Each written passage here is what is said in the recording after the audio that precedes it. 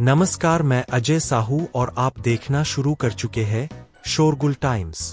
कहानी सीक्रेट अमीरजादा के इस एपिसोड में दीपाक्षी फाइट बढ़ाना नहीं चाहती है, पर आहान नहीं मानता। वो शेफाली को सॉरी बोलने पर मजबूर कर देता है। दीपाक्षी आहान का यह रूप देखकर बहुत घबरा जाती है। अगले दिन दोनों अपनी आगे की जर्नी कंटिन्यू करते हैं। रास्ते में उन्हें एक जगह पर सेलिब्रेशन नजर आता है और दीपाक्षी वहां जाने की जिद करती है। डांस के दौरान आहान को लगता है जैसे हवा में कुछ है और सब नशे में डांस कर रहे हैं। आहान ने अपना सिर झटका और खुद को सोबर करने लगा। उसे विश्वास हो गया था कि हवा में कुछ ऐसा था जिसकी वजह से सब डांस कर रहे थे और कोई थक नहीं रहा था। अचानक से आहान को एहसास हुआ कि कोई उसे हग कर रहा है। आहान ने देखा कि दीपाक्षी ने उसे टाइटली हग किया है और डांस कर रही है। आहान को यह जगह सही नहीं लग रही थी और वो जल्द से जल्द दीपाक्षी को लेकर वहां से निकलना चाहता था। वो जैसे ही उसे वहां से ले जाने लगा, दीपाक्षी ने उसे रोक लिया और बाकी लोग भी उनके आसपास आ गए थे। दीपाक्षी आहान को छोड़ना नहीं चाहती थी और उसकी ऐसी हालत देखकर आहान भी दीपाक्षी को छोड़ नहीं पा रहा था। उसने दीपाक्षी को पकड़ा और उसके साथ डांस करने लगा। उनके निकलने के सारे रास्ते ब्लॉक हो चुके थे। दोनों एक दूसरे को हग करके डांस कर रहे थे और इसके बाद दोनों को कुछ याद नहीं रहा। अगली सुबह आहान अचानक से उठा जैसे उसने कोई बुरा सपना देख लिया था। आहान की आंखें लाल थी और उसका सिर थोड़ा सा भारी था।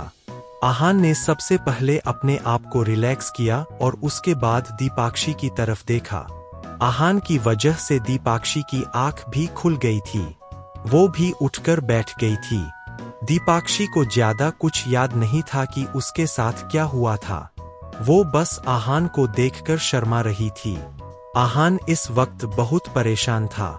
उसे लग रहा था जैसे कोई उन्हें नुकसान पहुंचाना चाहता है और अगर ऐसा हुआ तो वो कुछ कर भी नहीं पाएगा।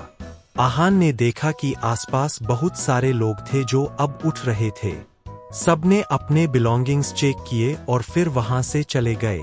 ऐसा लग रहा था जैसे यह सब उनके लिए बहुत नॉर्मल था। आहान कुछ देर वही बैठा रहा और उसने सोचा कि उसके साथ कोई प्रॉब्लम तो नहीं हुई है। जब वो श्योर हो गया कि वो और दीपाक्षी बिल्कुल ठीक है, तब उसने चैन की सांस ली। इसके बाद दोनों वहां से निकल गए। आहान लगातार बीती हुई रात को रिकॉल कर रहा था। वो याद करने की कोशिश कर रहा था कि क्या कल उसके साथ कुछ अजीब हुआ था। आहान जितना रात के बारे में सोचता उसे कुछ अजीब हादसा तो याद नहीं आता, पर उसे दीपाक्षी के बॉडी की वार्मथ जरूर याद आती। उसकी आंखों के सामने दीपाक्षी का स्माइलिंग फेस, उसकी फ्रेग्रेंस और उसका डांस ही याद आ रहा था। आहान ने दीपाक्षी की तरफ देखा, पर कल रात की वजह से वो आहान से नजरें चुरा रही थी। आहान को भी अजीब लग रहा था, इसलिए उसने भी कोई बात नहीं की। वो आराम से कार ड्राइव कर रहा था, पर कल रात के बाद बहुत कुछ बदल चुका था। आहान ने एक पल के लिए वापस उस जगह पर जाने के बारे में सोचा, पर क्योंकि उन्हें कोई नुकसान नहीं हुआ था इसलिए आहान ने यह प्लान ड्रॉप कर दिया था। ड्राइव करते करते रात का वही टाइम हो गया था जब वो लोग बॉनफायर के पास पहुंचे थे और डांस करने लगे थे। जैसे ही वो टाइम हुआ, दीपाक्षी की बॉडी अजीब तरह से रिएक्ट करने लगी। उसके सारे होश उड़ गए थे और सीट पर बैठे बैठे झूम रही थी। आहान ने जब यह देखा तब उसने दीपाक्षी से कहा, क्या हुआ दीपाक्षी, यह तुम क्या कर रही हो? उसने आहान को इग्नोर किया और बस झूम रही थी। कार की वजह से उसके मूव्स रेस्ट्रिक्ट हो रहे थे, पर वो जितना डांस कर पा रही थी उसने किया। यह देखकर आहान बहुत परेशान हो गया और वो जोर से चिल्लाया, दीपाक्षी, यह क्या मजाक है? बंद करो अपना डांस। दीपाक्षी पर अभी भी कोई असर नहीं हो रहा था। उसके डांटने के बाद भी जब दीपाक्षी नहीं रुकी तब उसकी परेशानी और भी बढ़ गई थी। उसने दीपाक्षी की तरफ देखा। उसकी आंखें लाल हो चुकी थी और ऐसा लग रहा था जैसे वो कोई नशे में है। आहान ने तुरंत कार को साइड में पार्क किया और भागकर दीपाक्षी के पास आ गया। उसने तुरंत दीपाक्षी को कार से निकाला और जमीन पर लेटा दिया। वो उसे होश में लाने की कोशिश कर रहा था। दीपाक्षी, दीपाक्षी। आहान ने बहुत बार उसका नाम लिया और गाल को पैट कर रहा था, पर दीपाक्षी को कोई फर्क नहीं पड़ रहा था। अचानक से दीपाक्षी ने अपने हाथ आहान के गले में डाले और अपनी बॉडी को मूव करने लगी। आहान ने उसके हाथ अपने से दूर किए और अपने दोनों हाथों की मदद से उसके हाथ जमीन पर पकड़ लिए। जैसे ही यह हुआ, दीपाक्षी को होश आ गया और अपने आप को इस हालत में देखकर वो बहुत डर गई। दीपाक्षी को लग रहा था जैसे उसके साथ कुछ बहुत गलत हो रहा था। वो जोर से चिल्लाई, क्या कर रहे हो आप? छोड़ो मुझे। आहान के इरादे बिल्कुल गलत नहीं थे, इसलिए उसने तुरंत दीपाक्षी को छोड़ दिया। दीपाक्षी ने अपने आप को संभाला और फिर आहान की तरफ देखने लगी। उसने पूछा, आप मेरे साथ क्या कर रहे थे? उसे पूरी तरह होश में देखने के बाद आहान ने चैन की सांस ली और फिर कहा, तुम्हें नहीं पता मैं क्या कर रहा था? मुझे कैसे पता होगा? दीपाक्षी ने कहा, मैं तुम्हें बचाने की कोशिश कर रहा था। आहान ने कहा, ऐसे किसी लड़की को कंट्रोल में लेकर कौन बचाता है? दीपाक्षी ने कहा। इस वक्त वो बहुत ज्यादा डरी हुई थी। आहान ने सोचा कि यह सब शायद कल की वजह से हो रहा था। आहान उसे बहुत क्लोजली देखने लगा। यह देखकर दीपाक्षी ने कहा, अब क्या देख रहे हो? आप बहुत बुरे हो और मैं अब आपके साथ आगे जर्नी कंटिन्यू नहीं करना चाहती। इतने कहने के बाद दीपाक्षी कार में भाग गई।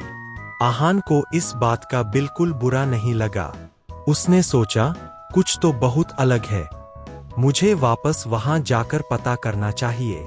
उस बॉनफायर सेलिब्रेशन में कोई तो गड़बड़ थी। सब कुछ अच्छे से सोचने के बाद आहान भी कार में बैठ गया।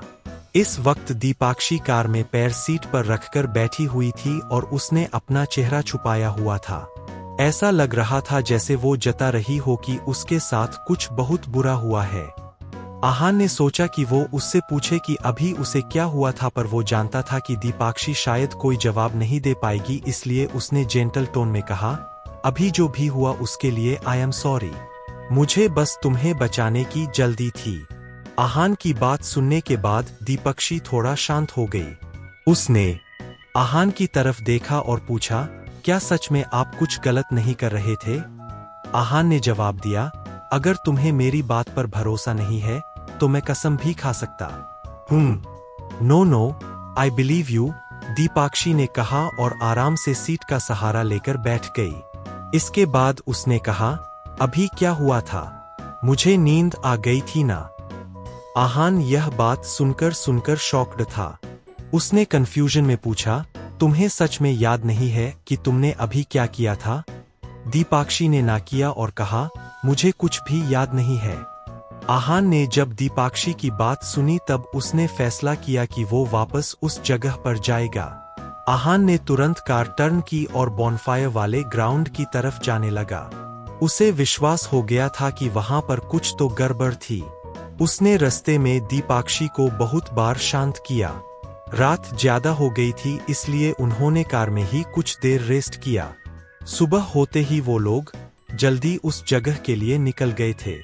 अचानक से दीपाक्षी ने आहान से पूछा, यह अजीब चीजें मेरे साथ ही क्यों हो रही है? आपको तो कुछ नहीं हो रहा? दीपाक्षी का सवाल गलत नहीं था। आहान ने भी उसके साथ डांस किया पर उसे कुछ भी नहीं हो रहा था। उसने कुछ सोचा और जवाब दिया, शायद मेरी बॉडी ज्यादा स्ट्रांग है, इसलिए मुझे कुछ नहीं हो रहा है। दोनों को यही एक्सप्लेनेशन सबसे रीजनेबल लग रहा था। थोड़ी देर में वो लोग उस जगह पर पहुंच गए थे। इस वक्त कुछ लोग बॉनफायर की तैयारी कर रहे थे और कुछ लोग वहां ऑडियंस के रूप में भी थे। वहां पर कुछ सिमिलर लग्जरी कार्स भी थी, पर आहान ने इन सब पर ध्यान नहीं दिया था। उसने आसपास देखा, सब कुछ बहुत सिंपल और हारमोनियस था। उसने मन में सोचा, कहीं ऐसा तो नहीं जो दीपाक्षी के साथ हो रहा है, वो किसी और के साथ हुआ ही नहीं है। आहान ने सोचा कि उसे किसी से बात करनी होगी, तभी उसे सच का पता चल सकता था।